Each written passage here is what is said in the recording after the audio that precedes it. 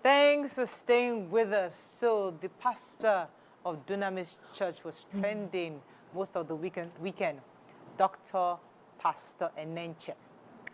And the reason why he was trending was because a video was shown of him where a woman in his church was giving a testimony about how God had helped her to be the first graduate in her family.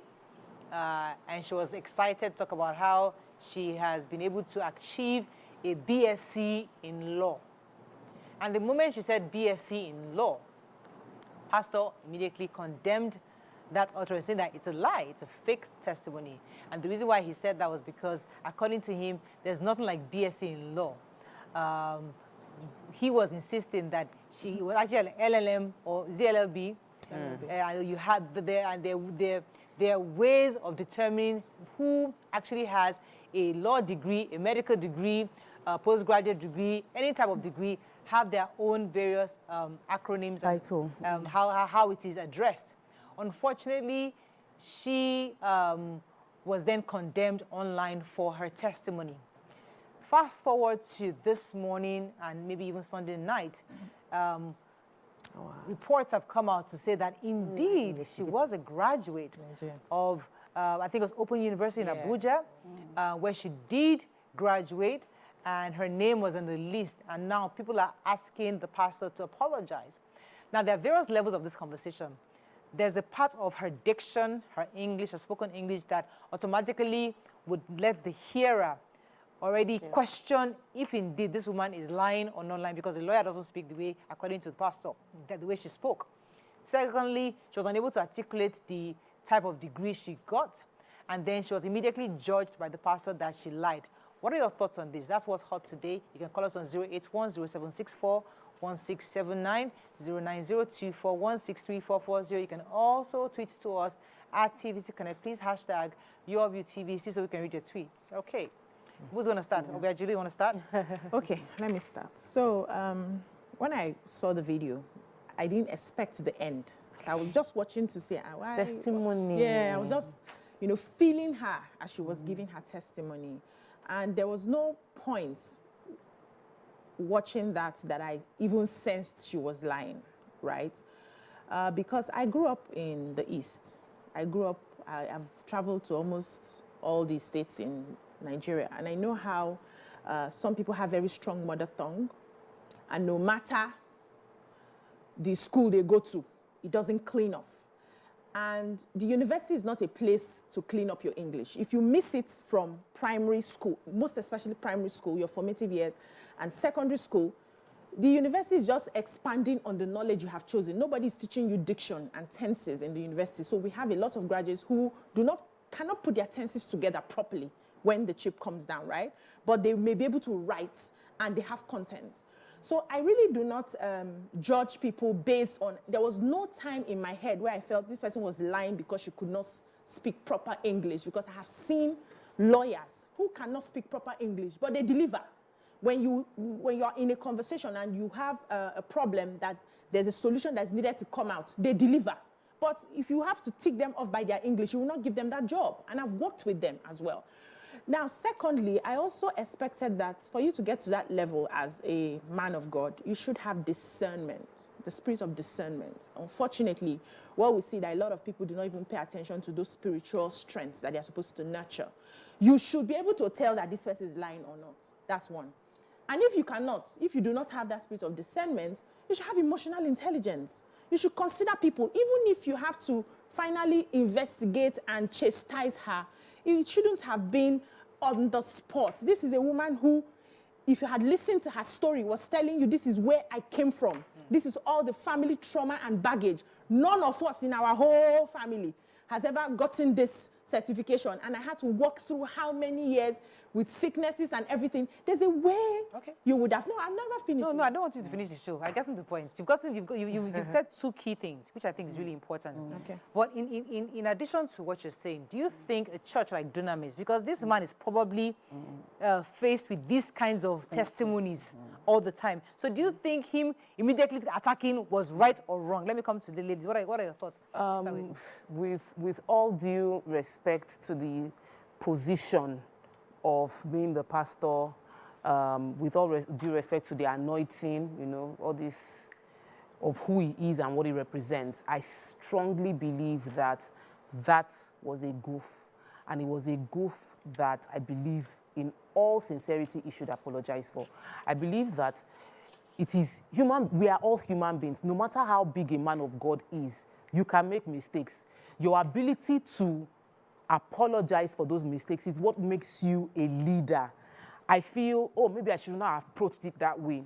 Oh, maybe I have heard so many testimonies that were false, or many testimonies that were embellished. Can tarnish your image. Yes. Testimonies that were embellished, said on the pulpit, and they'll say, a person went to the pulpit and shared a testimony, and in this particular big church, and it was a lie, and everybody rejoiced, even the pastor preached with it, and then we now found out later. So I believe with benefit of hindsight, it would have taken his time to investigate it before calling it out as a lie, because of the appearance, because we have been taught not to judge the book, we have been by its cover, we have been taught, even in the Bible, that you don't look at somebody the way the person looks and say, this is the person, this is not the person. Label. Because we saw Samuel do it. Say, oh, this is the person I'm to anoint. And God said, no, that's not the person. Go to the bush and go and bring the person from the bush. He doesn't have the strapping of being a king, but he's the person you are going to anoint to be the king. So I sensed that there's a reactionary move from him to call out something. And he was hasty. It was not right. And he should apologize, because he is human, and it is humbling, and it is a sense, it will send a ripple effect to all churches and even individuals and leaders to understand that, okay, I'm human, right. I can own up my mistakes when I've made a mistake. If he verifies that that lady graduated from Open University and is a lawyer, then he owes her apology for calling her out as a liar to everybody on, as in this went viral with her name.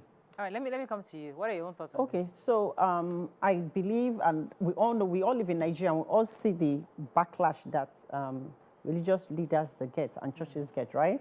And people are constantly calling out churches on fake testimonies and stuff. So him getting up and challenging a testimony and asking, before he challenged that testimony, let's give him the benefit of doubt. He asked some questions. Basic questions, yes. Right? And he asked the right questions, and he didn't get the right answers. And that made him suspect and say, please step down, because I'm sure he has been faced with this kind of thing over and over again, right?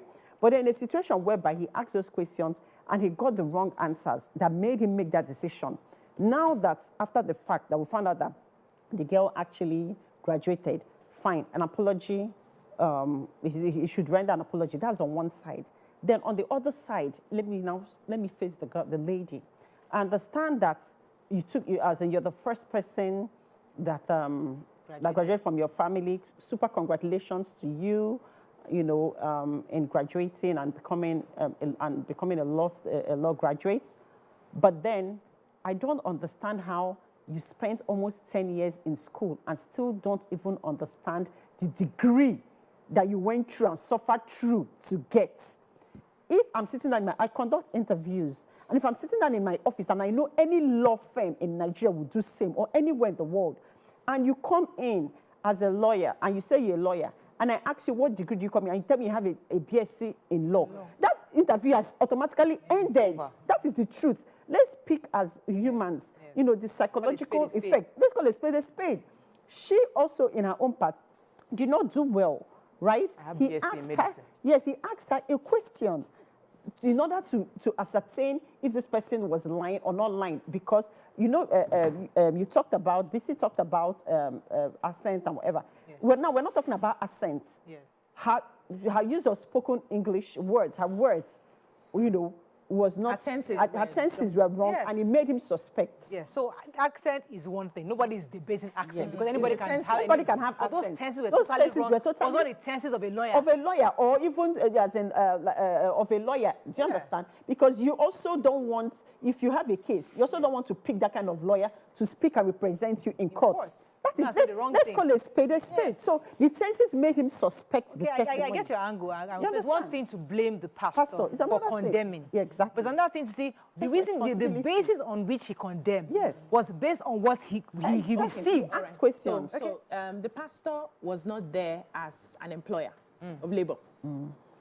He was there as a reputation. No, You're hold on. in my Hold church, on. and this Let me tell you are how- carrying Yes, the anointing of my calm church, down. and you're about to say something in my Let me tell you church. how you design your reputation if you're serious-minded. There are very big churches where you don't just stand up and pick a microphone.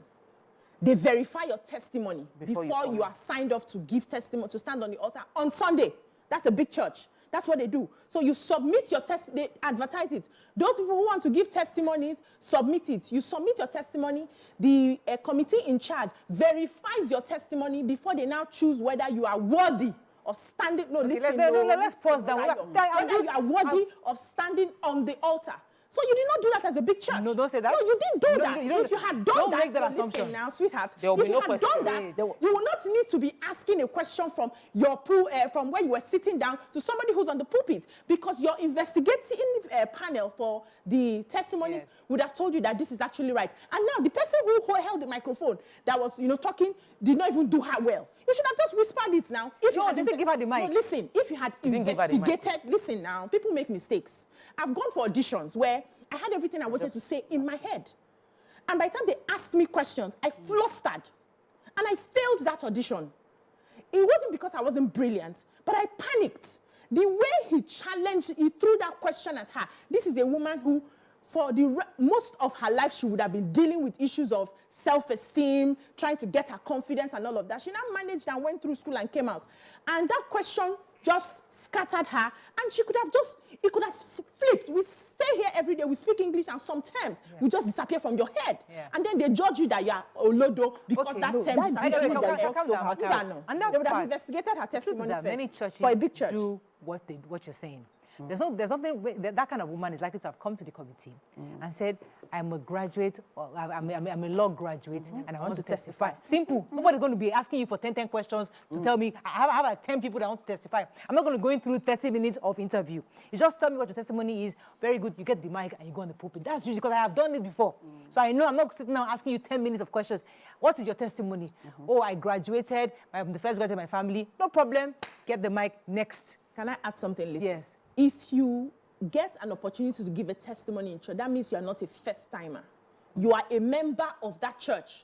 Not necessarily. No, listen now. Not necessarily. No, it's not a big church, Jen. I just walk into your church now. Yes, because you are feeling the anointing. Absolutely. No, 10,000 members do miracles. No. You can enter any church. People do. You have a crusade. Yes. That's different. And in that crusade, there was a testimony. Yes. That can happen immediately. Even I can go to a new church, I can enter your church today and say, you know what? In that moment, I was feeling something. Yes, and I'm coming out to testify. I don't feel it Absolutely. again. It can happen. It can happen. Let me pause you for a second. I want to get your points very well, but I have a caller who's been holding. Good morning. Thanks for calling. You're live. Morning, women. Good morning. Go ahead. Beautiful. Okay, fine. I want to talk about what happened. What he did is that it's very wrong. But the lady coming to give testimony, remember, nobody comes to give testimony expecting questions, expecting to be questioned. Like you're coming to give testimony, and she's happy that she breaks the gene. That is one. Then secondly, expecting that kind of question from the man of God took her off balance. That is true. Then secondly, he played down her emotion, and that could affect her being confident anyway. It will tarnish her image. As in, did you know how many people go to that church? 80,000 people. 80,000 people. Do you know what that is? So I think he holds her an apology, regardless of whatever. She has diction. We know she has issue of pronunciation and all that, but then he holds her an apology because she actually went to that school, and that question took her off balance. Thank you. Thank you very much, David. Let me go to a short. We're going to come back. We'll continue with this conversation. Stay with us. We'll be right back.